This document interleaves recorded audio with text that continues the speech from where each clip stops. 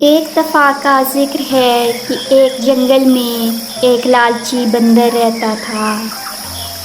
इस बंदर का नाम मीकू था।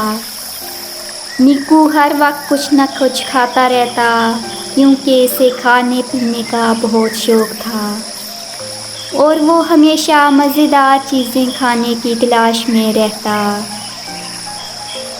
एक दिन मीकू को जंगल में एक बड़े दरख्त के नीचे एक मटका मिला, जिसके अंदर खुश्क मेवे भरे हुए थे। बादाम, अखरोट, किशमिश, सब कुछ।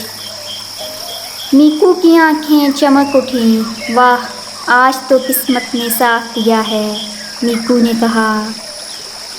इसने फ़ौरन अपना हाथ मटके में डाला और एक मुट्ठी भर मेवे पकड़ लिए। लेकिन जब इसने हाथ बाहर निकालने की कोशिश की तो हाथ बाहर नहीं आया।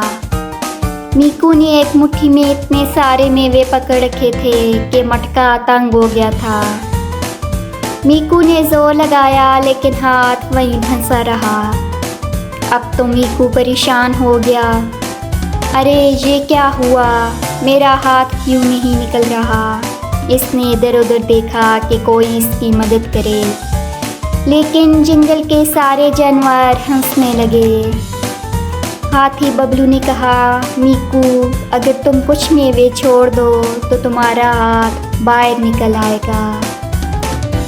लेकिन मीकू तो बहुत लालची था।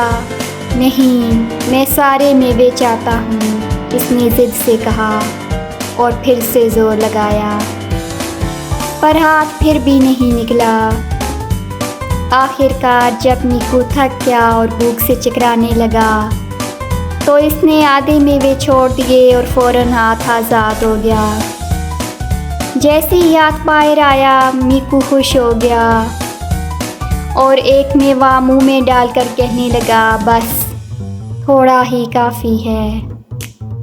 सब जानवरों ने कहका लगाया और मीकू ने शर्माते हुए कहा, अगली बार इतनी लालच नहीं करूँगा।